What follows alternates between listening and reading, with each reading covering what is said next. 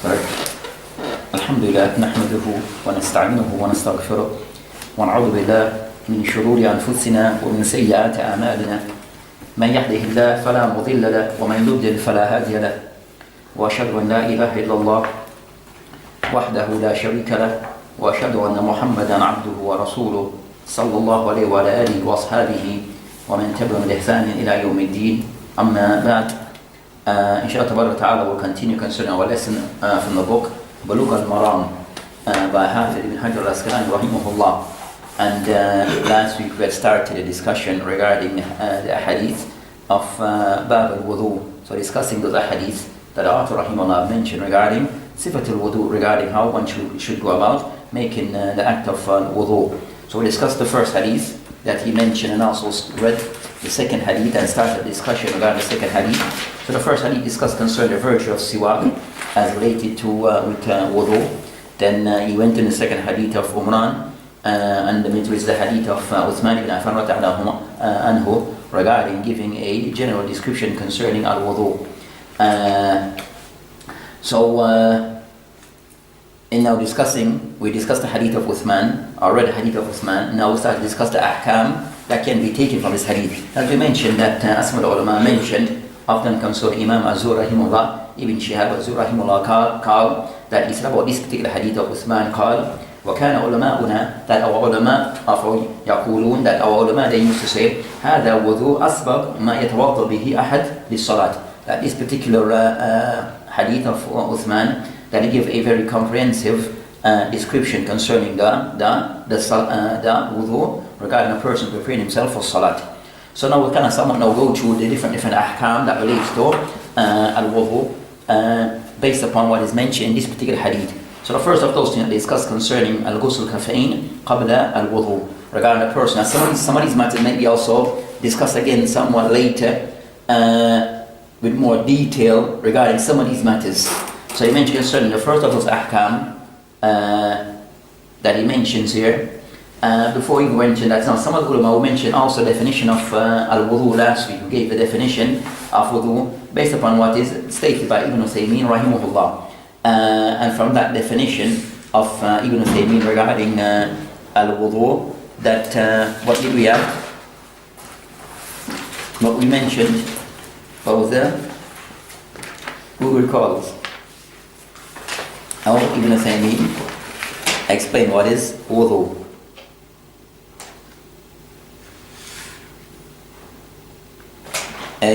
هو تعبد لله, is to worship Allah subhanahu wa ta'ala بغسل الأعضاء, by washing أعضاء الأربع, by washing 4 parts of the body على صفة مخصوصة, in a specific way. Some of the ulama they mentioned that also regarding al-wudu, that bulk of the action, yes, is washing, but there's things also that we wipe. So there's also in wudu things that is washed, and also there's parts of the body, limbs that are what? Wiped. So including wiping, some ulama include concerning in their definition concerning that with wudu concerning ta'abbud billah azza wa jal bighusl aw mas a'dha al-arba, or that I mentioned the definition concerning is to worship Allah is a form of worship of Allah subhanahu wa ta'ala by washing and wiping specific limbs of the body in a specific way. So you have that also said by way of a definition. Some includes the word al-mas, which is the person wiping of certain areas or parts of the body. But after the hadith of Uthman, or that we go back to, is regarding of those masail that he mentioned concerning that al-wudu. He mentioned of those masail regarding, as he mentioned that غسل كفيه 3 مرات. So the first of those ahkam that relates to al-wudu. And before then, the person that ensure that the water that is being used, it is tahir, that is a pure, clean water. Then the next matter regarding the actual acts of wudu. So after ensuring the water that is being used is suitable for to be used for wudu, that he mentioned the first of those ahkam regarding ghusl al-ghusl or ghusl kafay qabla al-wudu. So the person washing up to the wrist of the hands 3 times. And they mentioned that is something which is mustahab. So washing up to the wrist 3 times regarding wudu, there's an ijma between the ulama as mentioned by Ibn Munzir, that is something which is mustahab. And also An-Nawawi rahimahullah in his book Sharh Sahih Muslim also state the same thing. And that will be discussed regarding washing the wrist at the start of the wudu. You have a case regarding the person who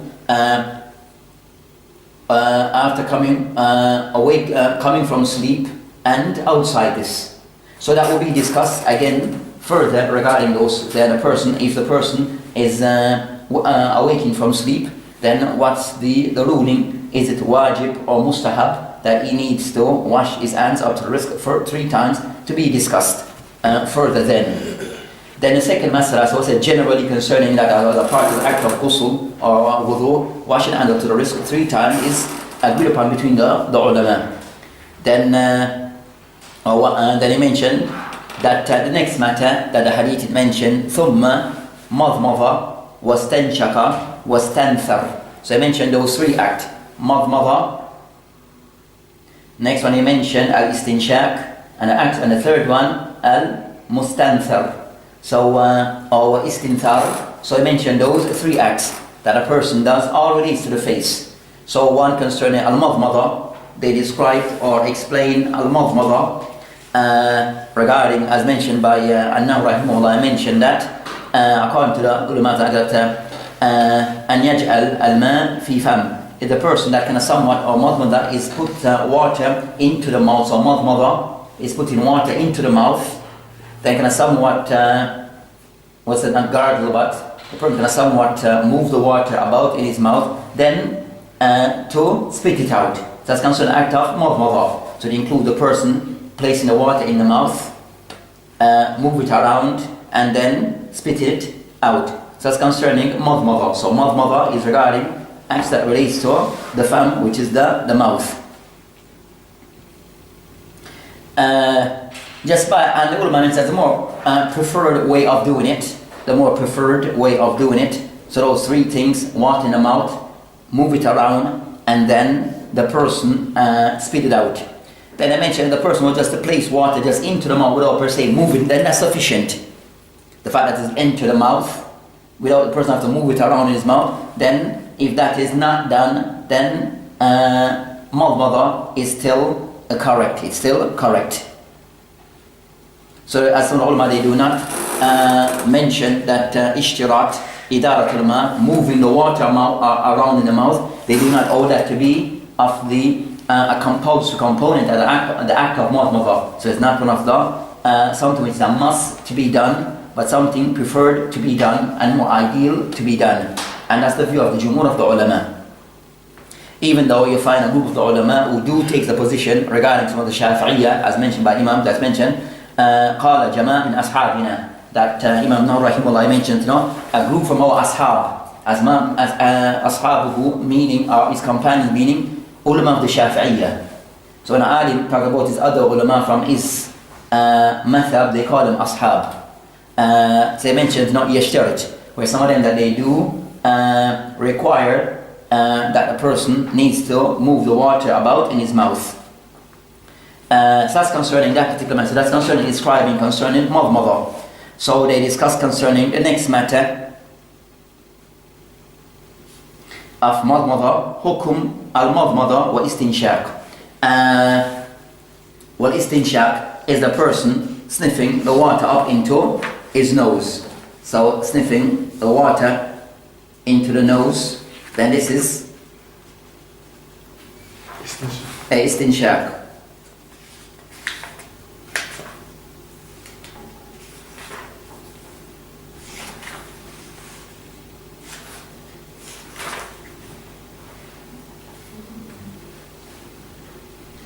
So istinshaq is the person like sniffing water up into the nose, and then the person blowing that out, then that is istithmar. Istithmar,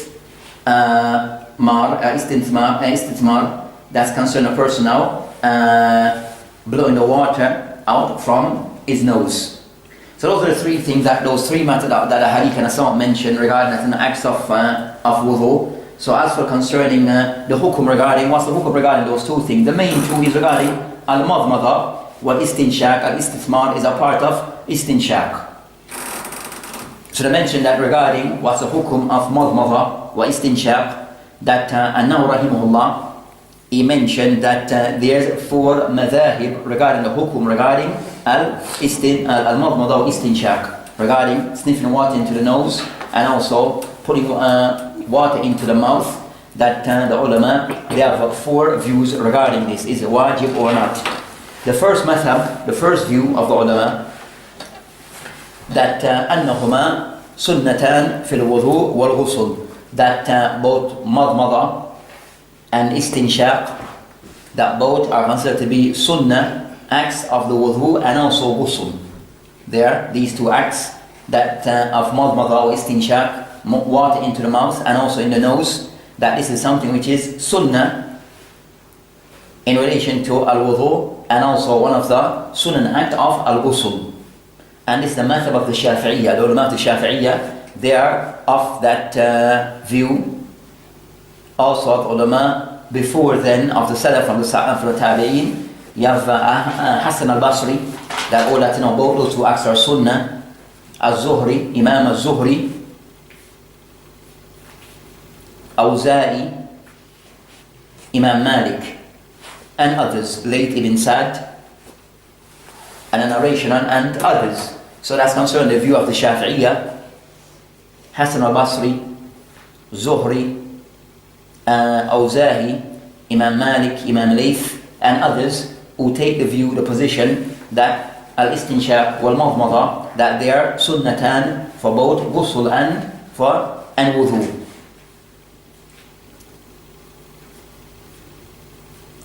The next view that they mentioned, the second view, and they have the adillah that they use. And if you want, then they mentioned the second view is that both these 2 acts of madmada wa istinshaq wajibatan fil wudu wal ghusl wa shart لصحتهما, that al-madmada wa istinshaq, that they're compulsory component of ghusl and wudu. And also this view that it's a condition for those 2 acts to be deemed valid.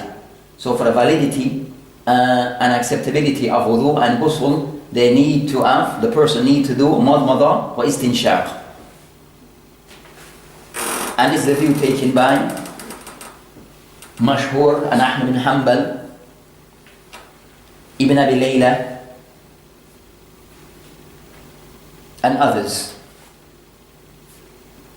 And of the adillah, وَاغْسِلُوا وُجُوهَكُمْ. So Allah mentioned in Surah Al-Ma'idah verse 6 regarding Sifatul Wudu, he mentioned فَاغْسِلُوا وَجُوهَكُمْ, that you are commanded that and you are to wash your face. So all that know that washing of the face, it includes the nose and the mouth, so it becomes a compulsory act of wudu and also of ghusl, according to that second view. Who was upon that with that view? So I mentioned that Ahmed, that is more famous upon Ahmed, renowned for upon Ahmed, and also Ibn Abi Layla and others. Then the third view regarding the hukum regarding madmada wa istinshaq, that both are wajibatan fil ghusl duna wudu, meaning that madmada wa istinshaq, placing water in the nose and also in the mouth, that they are wajib as related to ghusl, but not so for wudu. So doing it in ghusl is a must to do it, but as for in wudu is not wajib. So they make a distinction, that madhab make a distinction between ghusl and wudu. And that's the view taken by Imam Abu Hanifa rahimahullah and his companions, or the Ahnaf, and also Sufyan al-Thawri. Sufyan al-Thawri, they are that second view, or that third view, sorry. As for the fourth view, then they make a distinction where they're all concerning that the fourth view, istinshaq wajib fil wudu, that istinshaq water into the nose and nostrils, it is wajib in the act of wudu.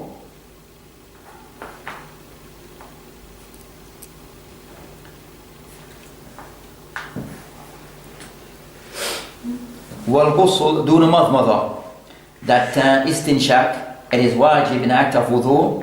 والغسل, to do istinshaq, it is wajib when you do wudu and ghusl. But madmada is not the case in ghusl. So both the person will take water into the mouth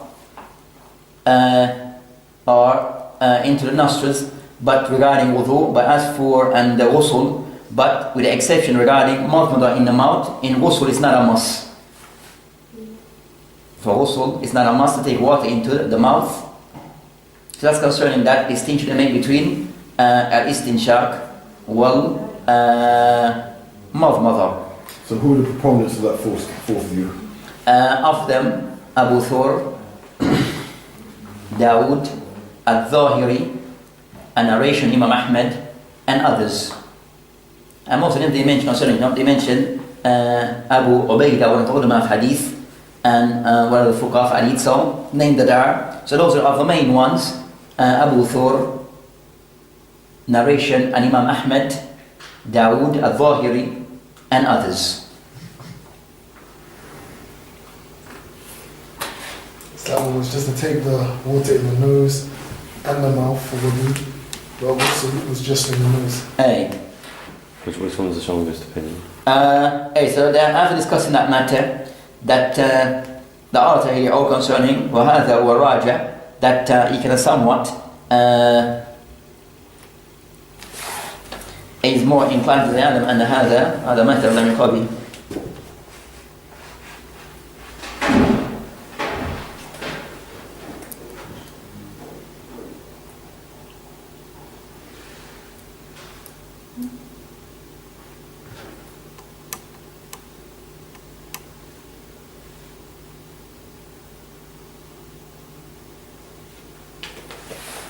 That he seemed to be more in line with the view that madmada wa istinshaq, that they are wajiban in wudu, regarding al-wudu, but they are not wajib regarding al-ghusl.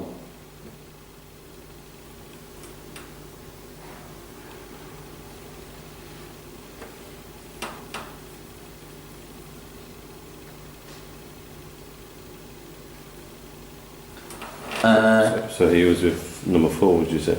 That number 4 make a distinction between wudu and ghusl. So I can also mention, well I said it was his view, al-istinsa, I can say the column, right, Ahmed, is fardan, he make an istinshaq wa istithmar fardan fil wudu.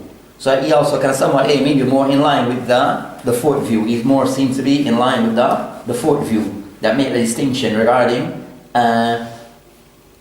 ghusl and wudu, and regarding istinshaq wal madmada. So more in line with the fourth view.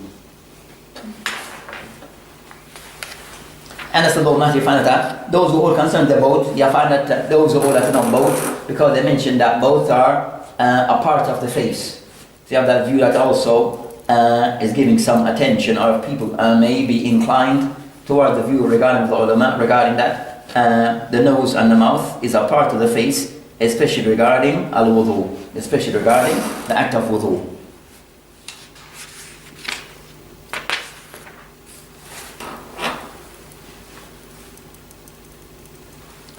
Then the next matter that is discussed is regarding the matter concerning ghusl or ghusl al-wajh, the washing of the face, the washing of the face.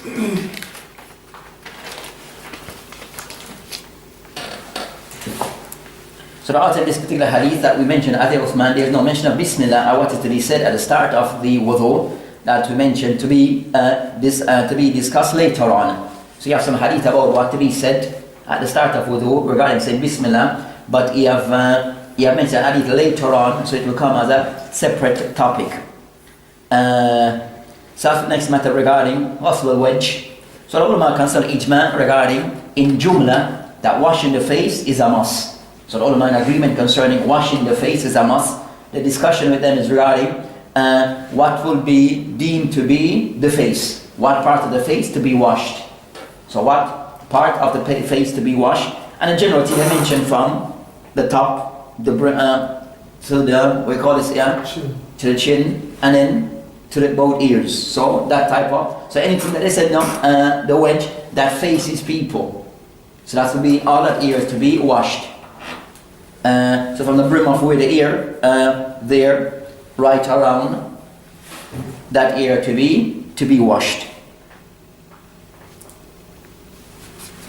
Yeah, we'll discuss that in the discussion regarding the discussion concerning the face, regarding what they said that, for example, a man was a beard, that in between the beard and you have a line in between. Now, and the earlobe, that is that ear to be washed. We said generally that the ulama and have a discussion, but generally also that ear to be washed. So from there, that earlobe to the other one, up the brim, down to the chin, all that area is to be washed. All that area is to be washed. Under the chin as well? No, the top to the press underneath, just to the chin. And I'm going to where the ear of the lihya.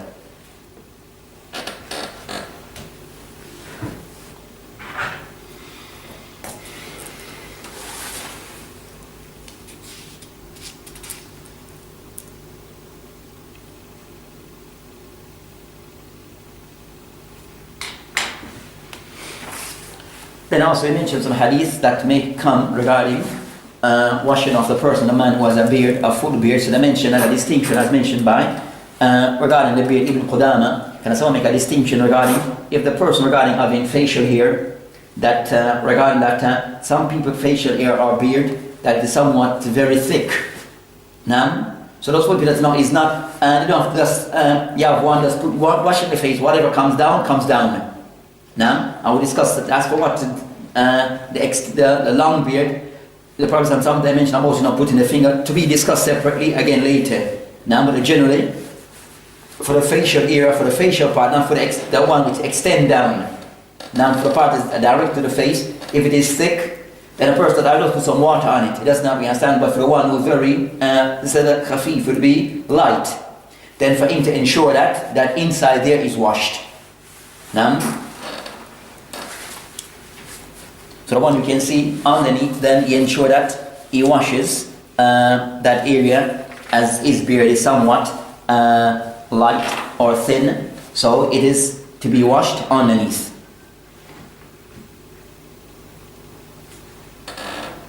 A matter to discuss, but let us discuss as a matter to be discussed, because sometimes discuss in the books of the fuqaha, as we mentioned concerning وَغْسِلُوا وُجُوهَكُمْ, to wash your face. Now, so the mention of the face, he mentioned the nose and the mouth, but also washing off inside the eyes, washing the eyes. The person put water in his eyes when he's making wudu. So I'm making wudu, wash my face, then he gets some water and then put it in my eyes. Now, so that's the next discussion. I mentioned between ulama regarding this particular matter, that is لا يجب, and this is something that's في تكلف. The person is kind of going overboard. Now the person gets water and try to put it in his eyes, then that's about going overboard. As the Prophet ﷺ made wudu and ghusl for years. Was it noted or captured, recorded that he ever did this act? So certain things in the Prophet, and he was to explain to us ﷺ regarding how to perform wudu. So we know he did something of water in the mouth and in the nose, but there's any recording of him catching water and put it into his eyes. Then you understand. So if he didn't do it, then to do it, then the person fall into bid'ah. Then a person then fall into bid'ah because in Islam he had the ability to do it. You understand? And never once did it. So it shows it's something not to be done. Most of them mention that it's an ittifaq, that a person is not a part of the act to be washed in the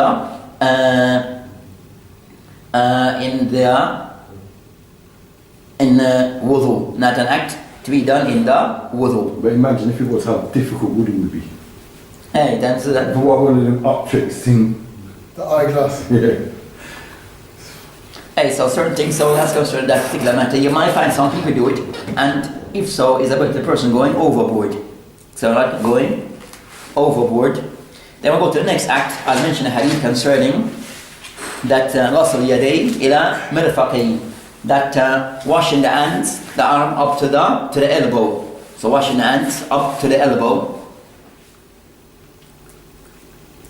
So the ulama, they mention an ijma, an agreement between the ulama.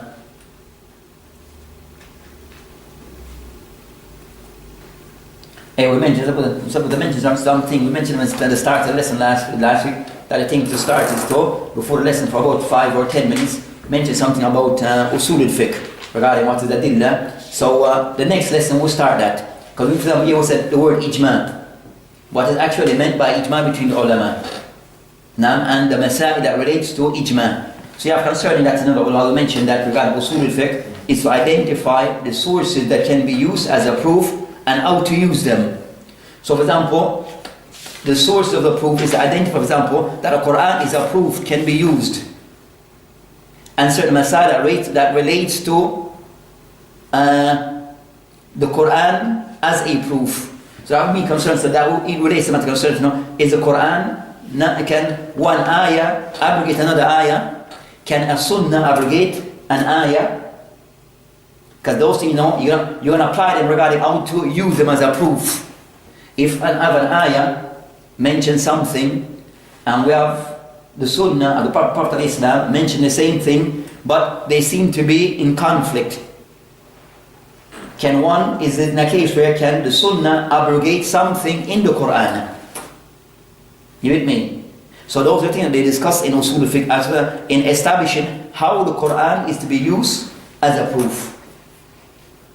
Now, so inshallah ta'ala, next week we'll start discussing some of the masail that relates to ilm al-usul al-fiqh. And when it is said al-ijma, what is meant by ijma? We might say in English it is ijma, in English we said it's an agreement between whom though? The agreement between whom? We said ijma, an agreement between whom. We said, for example, نقل النووي وابن قدامة وغيرهما إجماع على وجوب غسل اليدين إلى مرفقين. They mentioned here that An-Nawawi and Ibn Qudama and others, that they have mentioned that there is an ijma regarding washing the arm, the hand up to the elbow. So the word ijma, what does he mean by ijma? Who is he intended by ijma?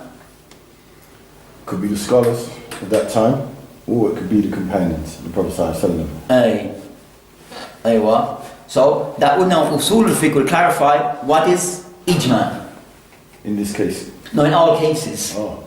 So when the word ijma is used, you understand? So in usul al-fiqh, they can somewhat now clarify, you understand, what is the meaning of ijma, who are the people who are included in ijma, and how it is to be applied.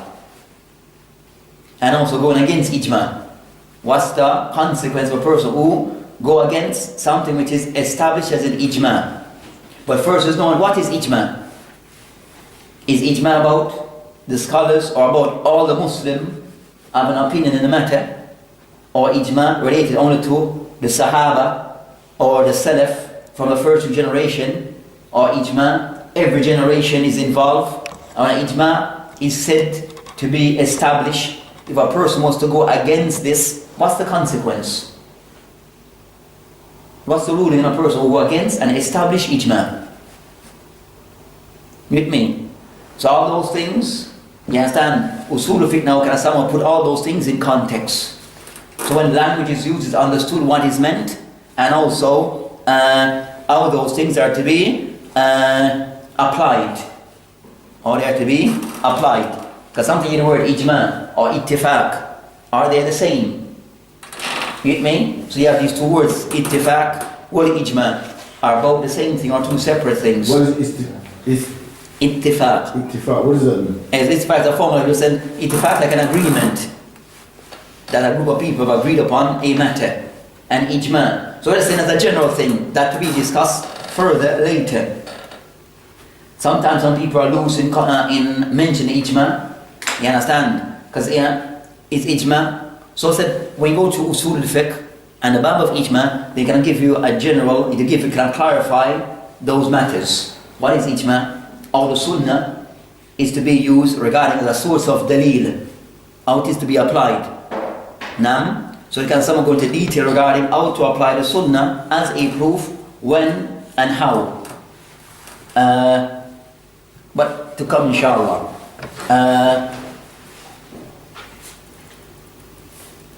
So as mentioned by subhanahu wa ta'ala in Surah Al-Ma'idah, by stating concerning washing of the hands, وَأَيْدِيَكُمْ إِلَى مَرَافِقٍ.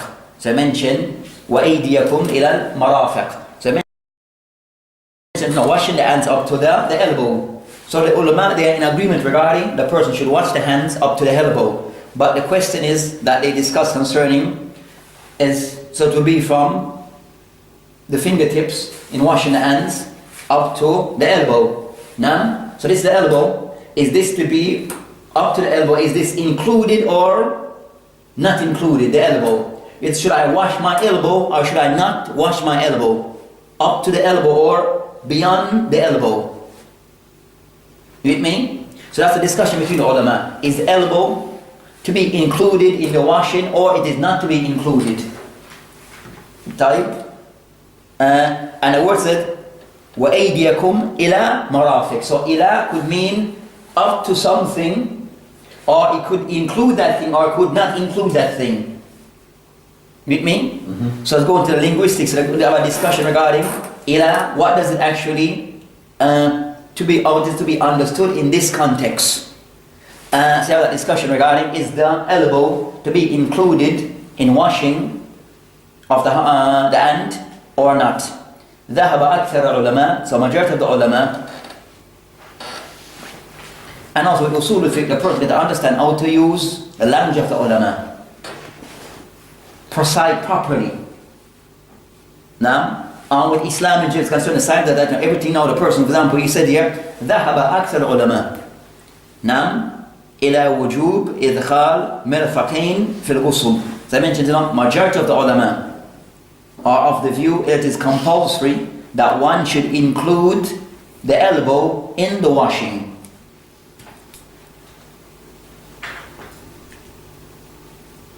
So akthar ulama does not mean ijma. You with me? Majority. A majority doesn't mean ijma. And said no, and majority doesn't mean that all the time they are right, not all the time that they are wrong. But the thing that will decide in any matter will be the dalil. But the question is how to use dalil. So that's concerning the first view. So the first of the ulama is that majority of the ulama is of the view that the elbow is to be washed, the person washed, including up to the elbow regarding this, and of those concerning, of the major one concerning Ahmad bin Hanbal, Imam Malik, Imam Shafi, and others that are of that view. The second view on this matter is Ashab, but Ashab al-Malik, so some of the companions of Imam Malik, wa Ibn Dawood, wa Akam, wa Hukya al-Zufur, and others of the ulama, some of the ulama, that they mention, Adam, it is not compulsory to include the elbow in the washing. It's not compulsory that a person should include the elbow in the washing. So he stopped right there without going over the elbow. So who of the Mashiach of this opinion? Of those when I mentioned, some Muslims said some of the companions of Imam Malik, Ibn Dawood, and Zufur.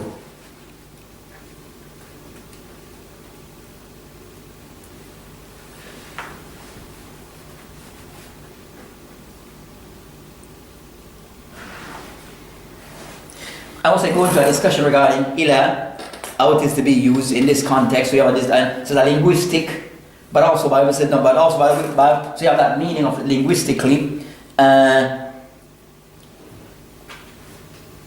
also you have some, and so you have that the linguist, and also some hadith they use, but the general outcome regarding some hadith that indicates that the elbow is included. The person wash right over to the elbow without going, so the elbow is still included. So it's right over the elbow is washed.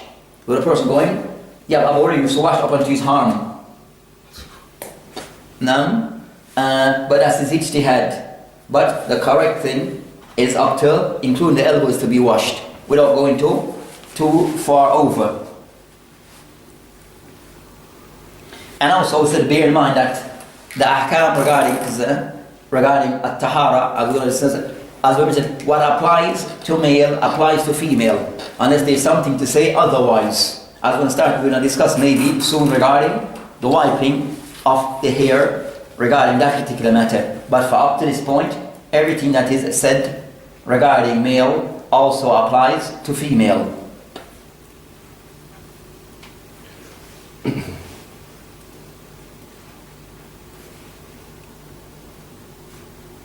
They discuss a little matter regarding washing the hands. So you might find cases, they mentioned on the masail concerning masail that relates to this furu'. So washing the hands, we know what concerning washing is wajib. Now, for example, a person hand is chopped off, he lost his hand is chopped. For example, we have this blue thing, this elastic band. The person's hand is chopped off up to that point. Now, so up to that point, he has his arm up there, there's no arm. So he includes, we wash from there up to there. Now, but another person now, that thing now, the person,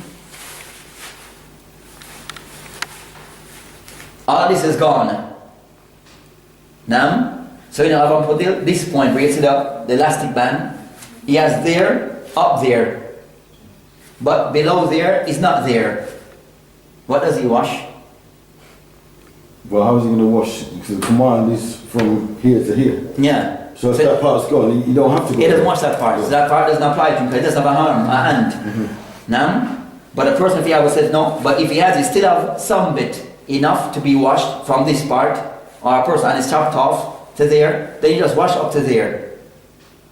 You understand? So, but if it goes beyond the elbow, then there's nothing to be washed in such a case. But I mentioned a case, for example, a person may have, and the same the person have less finger, that also doesn't really make a difference. But the person have extra fingers. You know, some people have sixth finger. Then that also to be washed. My mom used to have to be washed. Oh, okay. To be washed. Because for him, that's still a part of his hand. Wait, you had one? No, my mother had two. Okay. On both sides, 6, but they removed them from the little finger. Really. Oh, okay. Yes, so some people may have them, and it's not removed. No? So that for him, you understand, that 6th finger for him is a part of his hand. So that is to be washed, because that's a part of his hand. So they discussed it whether the person finds themselves in a situation, they don't act. You do find cases like those, they're not the majority or many, but if they do occur, then the person know what is to be done.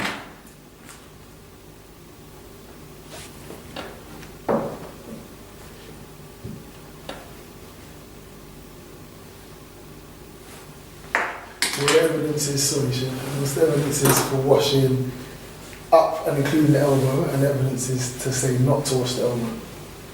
So part of it is linguistic regarding the word ila. You understand how it is taken and understood from the ayah. Then you have some hadith that they said no, the hadith of Uthman, where Uthman that he used to wash his hands above the elbow. You understand? So I also heard that it's better to just go a little bit over. Is that like? It doesn't that a little bit over, just a little bit over without going too excessive. So the call of Jumhur, that yes, is to be included as the correct view. As I mentioned, that the word ila, yes, you have some linguists, but it said that ila, if it is discussing things that are of the same genes, the same type, then it includes that thing. But it's discussed from one thing to something of complete different, then, but that's linguistic. So the linguistic thing, how they use concerning ila, when it is applied in certain case, and when it may not include a thing in certain cases. Now, the next matter to discuss is hukum mas ar-ras. So wiping of the head or the hair.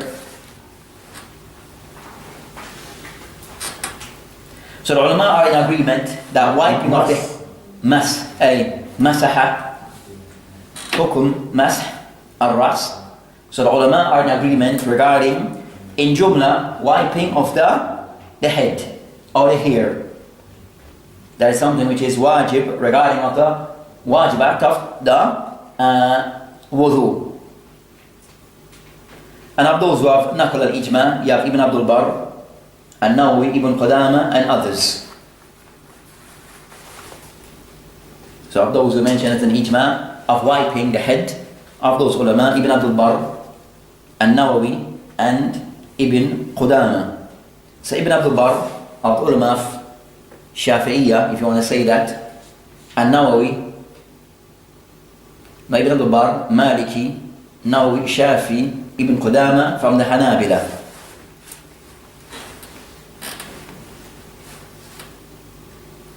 Qudama from the Hanabila. Ibn Qudama in his book Al-Mughni. So An-Nawawi from his book either Sharh al-Muslim. So Imam Nawawi rahimahullah, that Imam Nawawi rahimahullah, he died when he's like early 40s.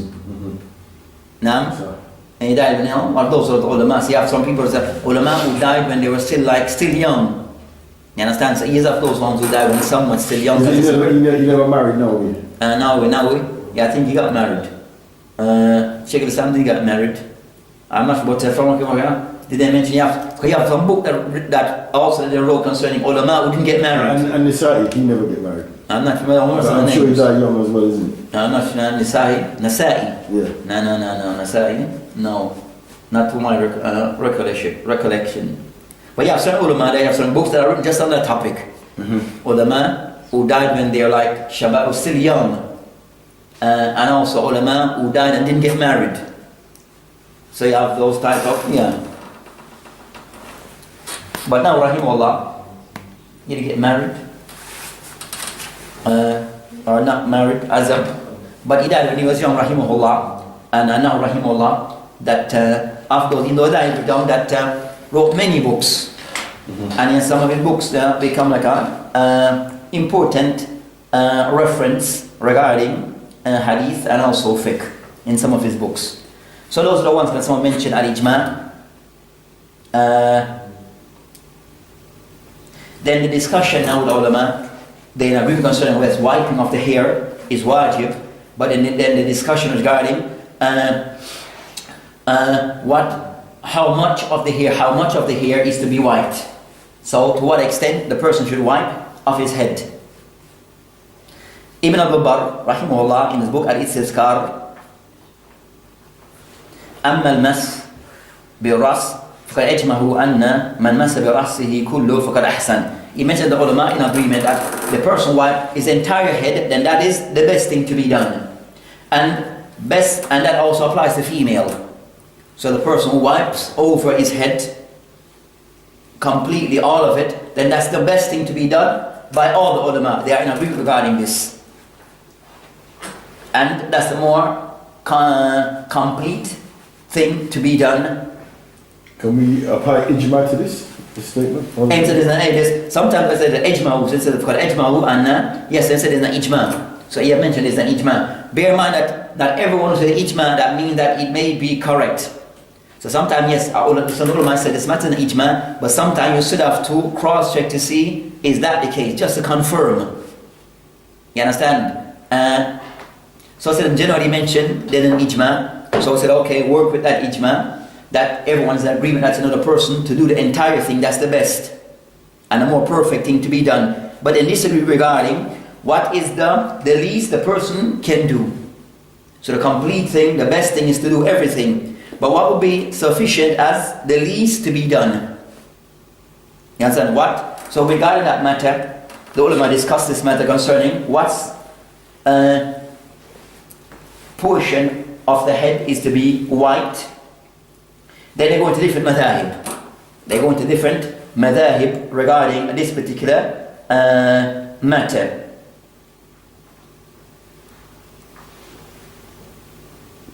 Some mentioned a fourth of the hair of the head to be wiped, so over the head at least a fourth of it. Some mention a third, or ثلاثة أصابع, 3 fingers, at least 3 fingers, you have to use at least 3 fingers. Some say that's the nasib, that's the front part of the head. So you have the different, some say half. So you have all those views that are there. You have all those views that are there. Some say thuluth. So you have different views regarding how much is to be. Some say also the entire thing is still to be wiped. Not just a third or a fourth or a third, but a person must ensure that he wiped over the entire head. So you have those various aqwal. You have those various aqwal for those who say just 3 fingers is enough to wipe over, a third, some say a quarter, some say half. Then some also that the person needs to wipe and over his entire head. Now, and sometimes regarding the mention concerning wamsahu biruhusikum, that to wipe over, and say wiping, linguistically mean a person, it doesn't mean that no, that we wipe as a portion of it. Just for example, mas'ala khufay. Does it mean that you wipe the entire foot? Over the entire foot, does that mean wipe over your foot? Do they say mas'ala khufay or la khuf? You need to wipe over the entire thing, or if you just do this way or 2 fingers, that's sufficient. So mess for them doesn't necessarily mean, linguistically mean just a portion of that thing is wiped. You understand? According to how they take it linguistically. But then it goes back to as to how the Prophet Islam executed or carried out this act. How did Islam carry out this act? So they mentioned the Quran general, could take different meanings. But then how Islam applied this and also how the Sahaba did it. Now, so that can somewhat be the thing to decide as to how this act of how much to be wiped would be decided.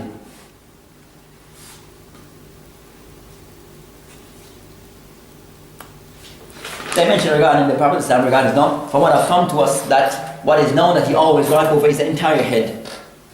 Now, and the only time that he ever wiped a portion or a part of it was when he had like wearing the imama, wearing something, the headgear, the imama, and he just did wipe over the front of his head and wipe on top and then on the imama. So that's the only time that he ever wiped, that's a portion of his head when he was wearing something on it. So that ruling is different. But whenever he will wipe over the head in general, it will be a complete wipe over the entire head, not a third, not a half, not a quarter. So based upon this, then this takes precedent regarding the person should try to ensure the person should wipe the entire head. Okay, on topic question. Where I work sometimes it is extremely cold. Aye. And if you're talking about putting wet hand on the head, Aye. it could be a problem health-wise. Okay. So, if you're wearing a hat now, can you wipe over this hat like if it's a turban? Okay. Concerning the hat, then no. Wouldn't drive concern, because over the turban I would discuss, and I want to be discussed concerning turban. They say the turban is not something that is wrapped on the head. You understand? So this school, if you wouldn't give, they said no, even though something on, not everything that is put on the head, then that rule would apply to it. It wouldn't apply to this. It wouldn't apply to those things. And to, all those hats type of thing is like a turban, a turban that is known, right? And that was the thing that the ruling applies to. But So it anything has else, to be something wrapped. wrapped. So the gutra, you'd have to. The gutra, no, the man gutra that is worn, one that is worn by the man, then no. No, it's not applied to that. So that'll be removed, and the head is wiped over. So what about the woman in an uncompromising situation? It was to be discussed. Okay. So that's considered, regarding concerning wiping the head, that's a general thing. So for example, that applies to male and female. So a female in her house normally, in her own environment, she wants to wipe over her head, then that's no problem, she wipe. You understand? The wiping is from, we call this part, the forehead, back to the neck. Now, not into the neck, just the back of the head, so to there. This is double check, is to go back and forwards? Back and forth. Some other hadith you mentioned later, mention back and forth. But for now, this hadith didn't mention the back and forth. Did he mention the back and forth? But hadith that you mentioned later, we'll discuss concerning But this one is mentioned generally, Yamsala, Thumma Masa bi Rahsi. He doesn't mention that he wiped over his head, he didn't mention back and forth. But then Ibn Hajar Rahimahullah will bring some other hadith that will now explain this soon after. So for now, it's just wiping over the head, and the main thing is the entire head.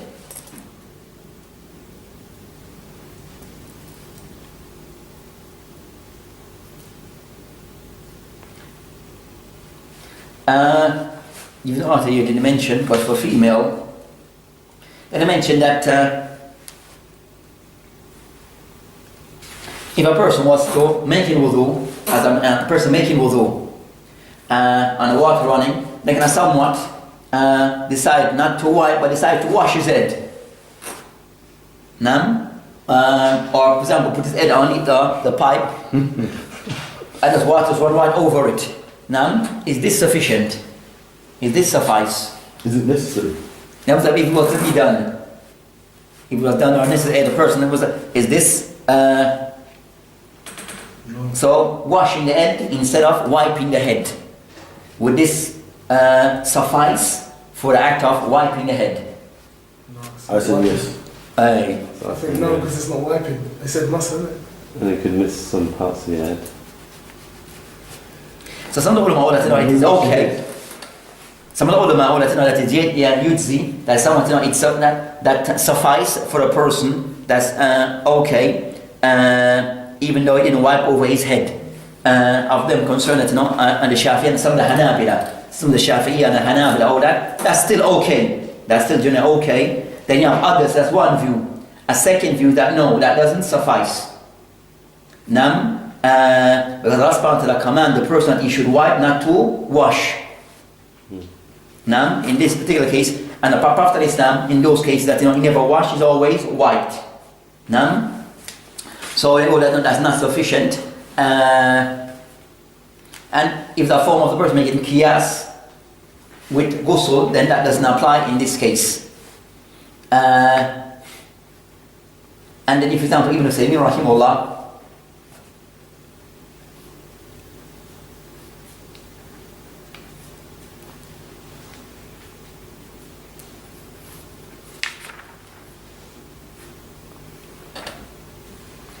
as I said, one view that it suffices, and the other view that it doesn't. So even the same more of the view that it doesn't suffice. The person that act should be done. And he mentioned in the Prophet Islam in the hadith, Man amila amalan laysa li amruna fahuwa rad. The one does an action that is not from our to be rejected. So in wudu, that's not from our actions to wash the head. And regarding performing wudu, washing of the hair is not of the act or what the Prophet Islam taught us regarding al wudu. So all that act. And also Sheikh Asad rahimahullah also of that view.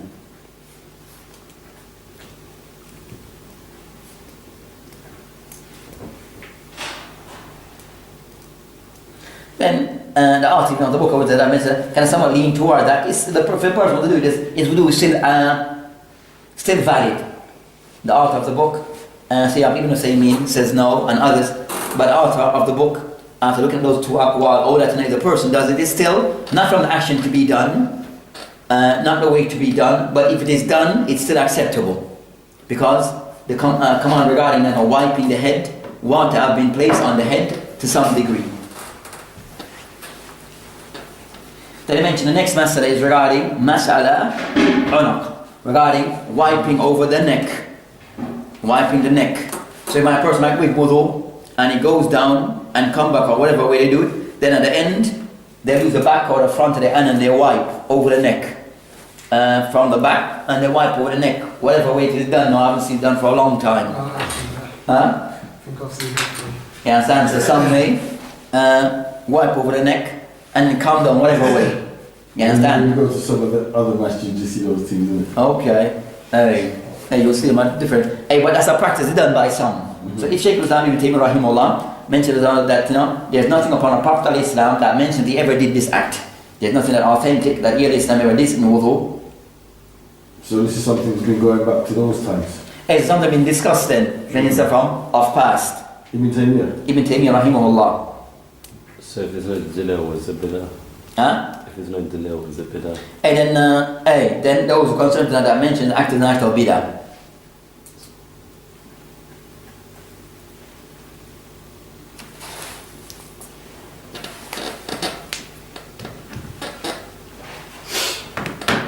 So, as the author mentioned, that it's an act of bid'ah regarding the person who was to carry out this act. The person who was to carry this act. Then, as there's nothing to prove this, there's no hadith authentic that can somewhat mention of this act being done. As we mentioned that Islam that no, we perform wudu on a day-to-day basis. Every day we do it, but there's no recording of Imam Islam ever performing this particular this act.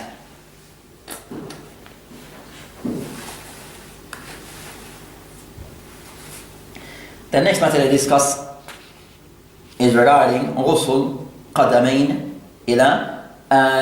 Yes, the matter we discussed regarding al-mas ras. Put it. Where I put it in my book. That the author here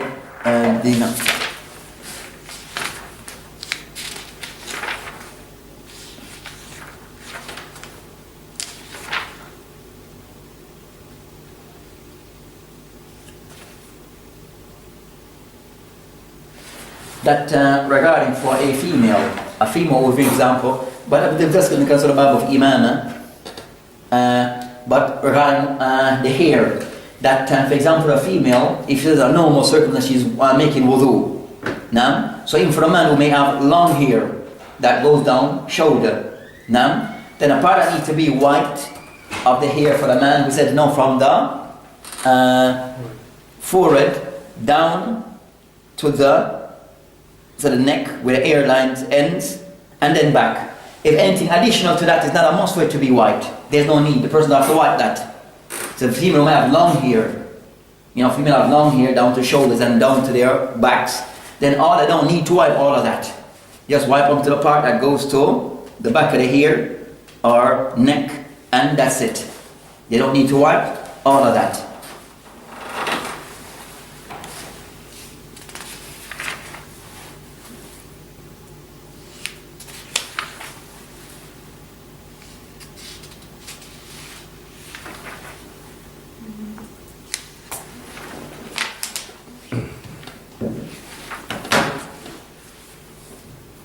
Can I mention al-ghusl al-qadamain ila ka'bayn?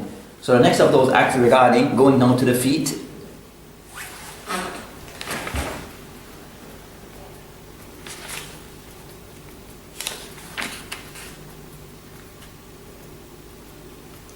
Because with our hadith of Uthman, it did not mention wiping off the ears. So that will come again in a different hadith regarding those bits.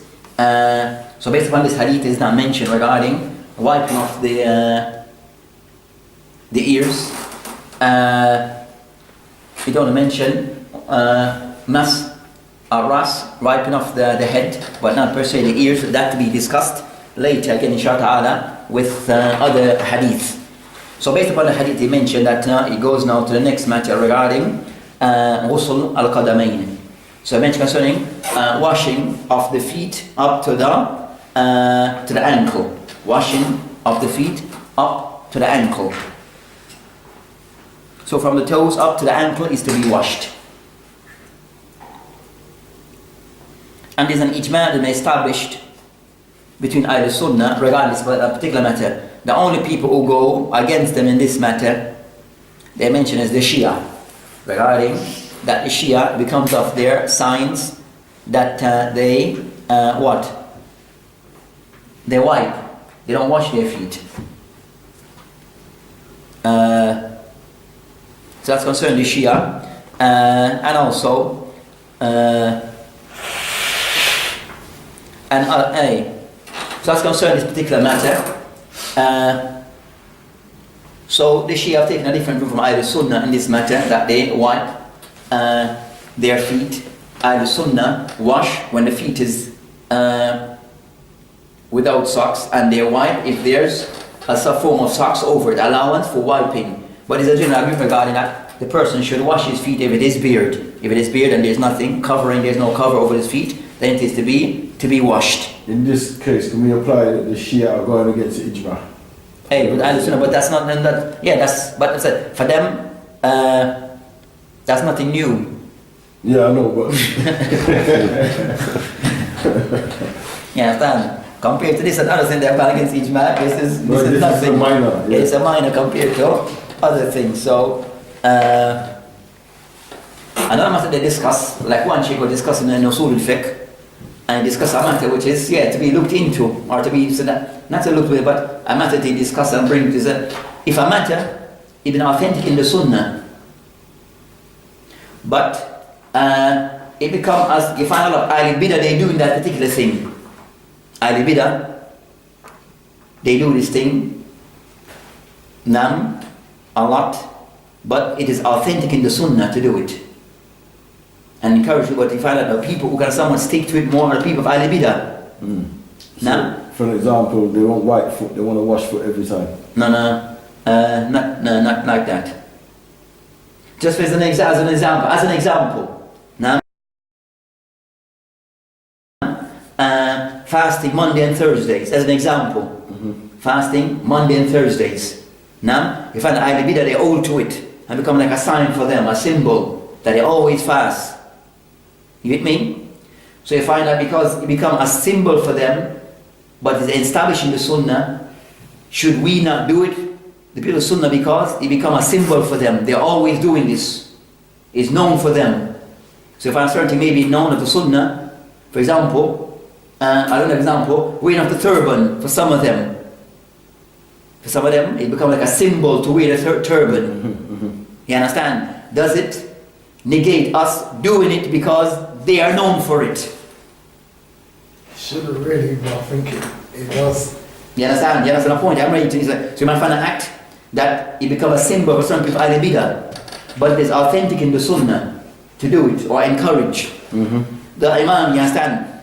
The Imam, I think you can take it to a context, but say, for example, as an example, could be, for example, fasting a particular day. For example, Monday, Thursdays.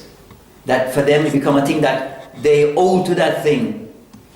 Probably so much that they will do it even if Ramadan is a Friday. Or for example, another one that's do it. not so that. That for example, because yes, as an example, but should it mean that we should not fast Monday and Thursday because those people become known for this practice? No.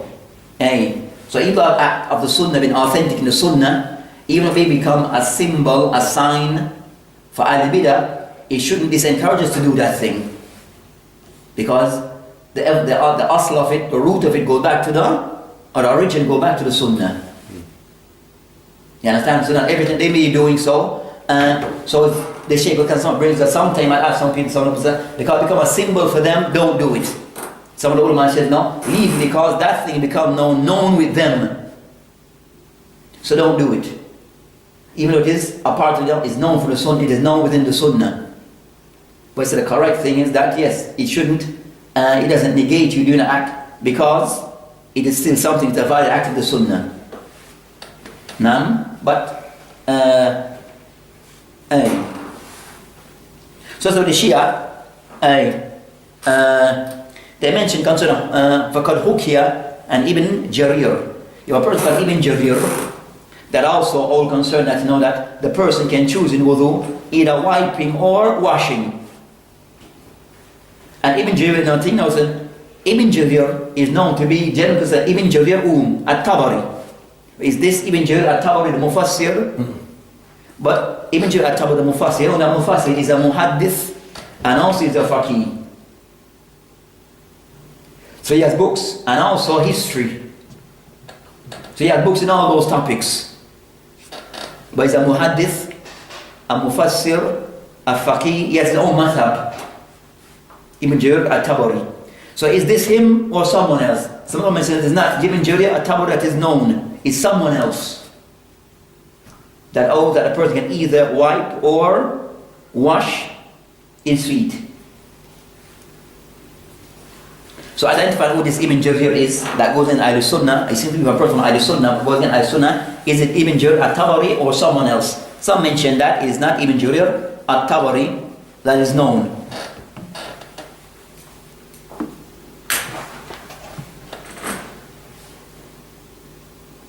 And Ibn Qayyim rahimahullah, he mentioned that those who say that Ibn Jarir at-Tabari al-Mufassir, then that's an error.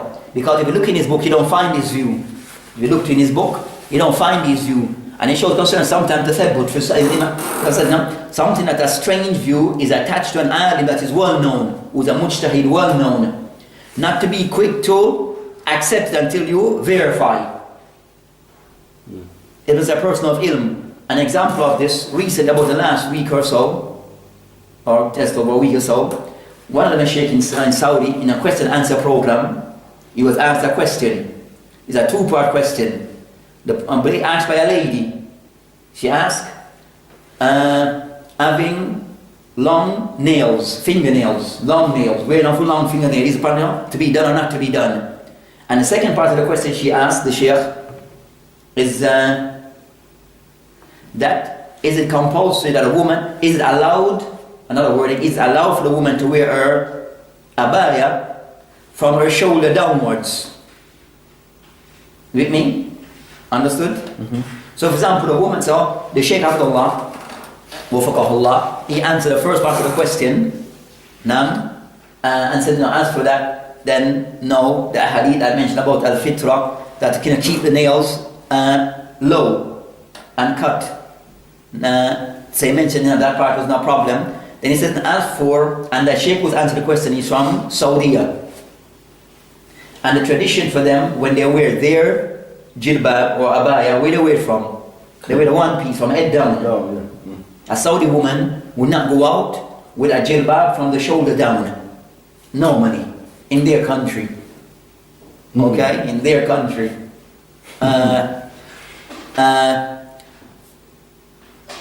And that's the standard, so that's the standard that is followed there. A woman, when she go out from there, from there, she wear her jilbab, the one piece from head down. But you might find others who may wear like a two piece, another big top piece, and one from the shoulder downwards. Right? So Sheikh said, and long, he says, it is the jilbab is not a condition, it has to be, it can be from the shoulder downwards. If it is blue, it is wide fitting and that goes to condition. With me? So that was the answer he gave. And he said, no, jilbab could be, and the word jalabi could be from the top, or it could be, no, it's not a condition, it has to be from the top, the end, downwards. So he said what he said and moved on. Then some discussion started to float around in the papers, because you have in the papers in certain, even some of those Muslim countries, that there are people who are trying to attack Islam and try to put confusion regarding what the Mashaykh they say. With me? So, and secularists and all those people, and they usually attach to newspapers, you understand? So they start now to put out in the papers that the Shaykh answer was, guess what? The woman does not need to wear abaya. But his thing was not to wear abaya, was that should abaya from the top or from the shoulders? But they interpret it as he's saying not to wear abaya. You with me? So that's going around back and forth to the Shaykh himself, but to clarify the matter, that and the question is there that anyone could listen to, because the question is recorded, isn't it? But the people who are spending this presidency didn't take the time out just to listen and hear what the person say for himself. So for the next group of people, so if that one group, someone then put a question to one of the kibar Mashaykh, now another Mashaykh, one of the Mashaykh over there regarding, to get some clarity. So the question that was posed was, Shaykh, what do you say about the person who passed the fatwa that the woman does not need to wear the abaya? So you know what I'm saying? You know you can get rules. So, yeah, so you can get, so, yeah, but that's a gross, far-fetched, either misunderstanding of what the Shaykh said, or misrepresentation of the Shaykh said, the one who gave the initial fatwa. You understand? Some people may put that question because the Shaykh who gave the initial answer, they may have a problem with him.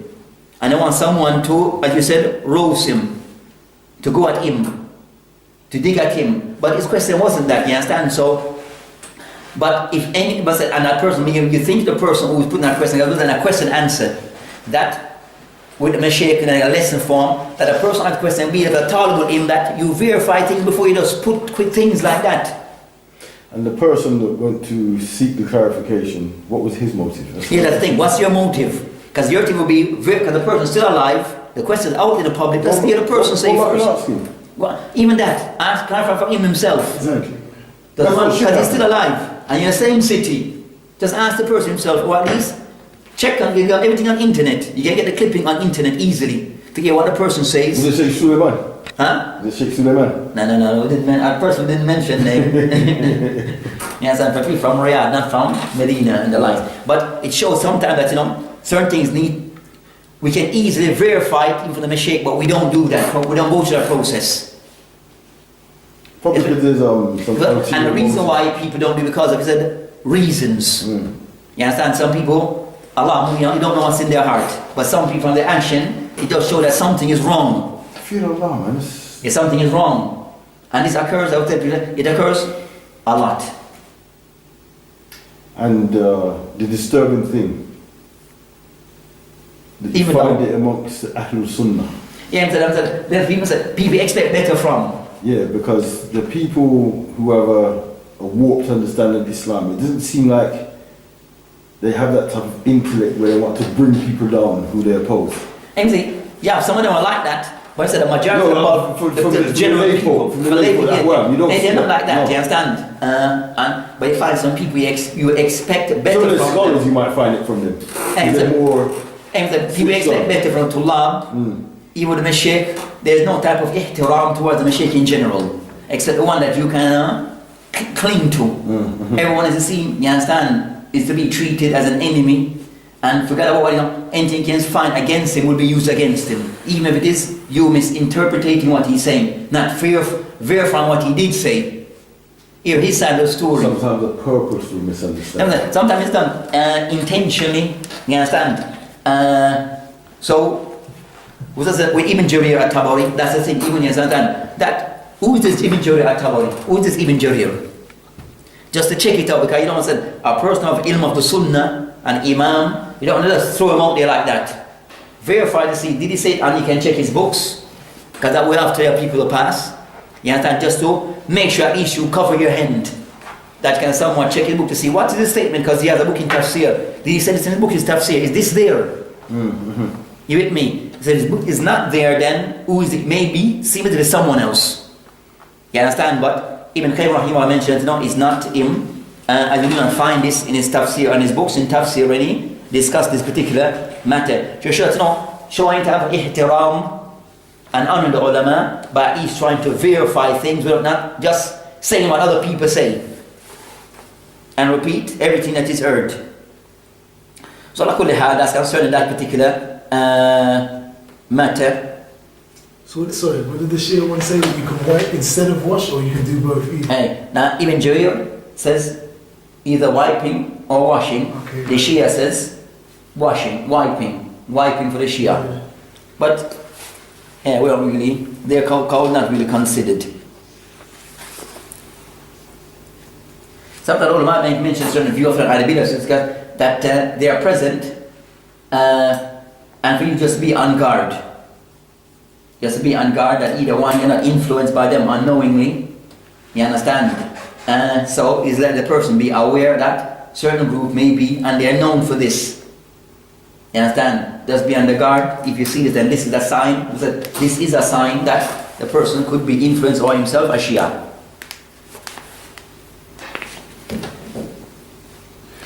Was there a companion who wanted to know all of the things that were prohibited, and he went to the Prophet ﷺ to learn all of those things so he couldn't fall into those things? I don't know if this is a hadith or something. Not to my knowledge. I think you might have Because I was wanting to know if it's in English. I heard about a statement actually where he said the others used to ask about the things that they should do. Yeah, and then I think that I shouldn't. yes. Yeah, I should fall into that. Yeah. Hey, but I was wondering if you know that. Is there a book of that? a book. On those prohibited things not to do.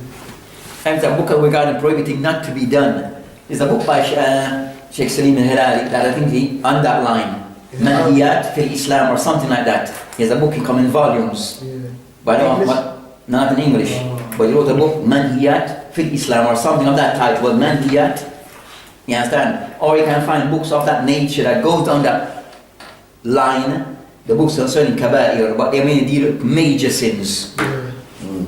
You understand? Which is the companion Prophet Sallallahu said to him? Huh? The companion where the Prophet Sallallahu said, you're going to Ahlul Kitab. What? And was Muaz. That's who. It's like the hadith concerning that hadith of Hudayfa al-Yaman, I think. Yeah, Hadith bin Yaman, yeah. We ask concerning that كنا في خير that جاءنا بالإسلام بالخير كنا كان الناس يسألون عن الخير وأنا أسأل عن الشر. That the people ask about good, but I used to ask about the evil. Through fear of falling. And so that's the hadith concerns that. So he used to ask about, but it wouldn't be everything. That, certain things he preferred God. He approached and said, people like to ask about good, but he can somewhat, he said, no, take a different approach. I want to know also some of the evils. You understand? So that's the hadith of Hudayfa ibn Yaman. The reason I asked that is because, like you were saying about the people personally, that the Shia, you said about the wiping, if you're on guard, you know these things. And because you have books, you have some books I might give you, because you have many things, concerning these are fiqh related issues. So in the books of fiqh, sometimes they can somewhat highlight some of those things. Or you have books just on certain topics, manhiyat. Sometimes you get those things I mentioned in those type of book, or kaba'ir. Or book that's concerned, like on books on bid'ah, you have also books that discuss concerning bid'at. Yeah. You understand? So you have some books that concern the bid'ah, and they concern this bid'ah in different categories. In ibadat, in salat, in wudu. You understand? And they can, but you have some books of that nature. Any good ones in English? I don't know if in English. I don't know if in English. What time is it now? It's 8:30. It's 8:30.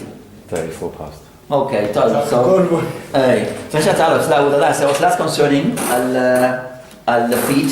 So inshallah ta'ala will end there and continue next hadith that we can somewhat then discuss other matters relating to al-wudu, but those are the more compulsory component of al-wudu.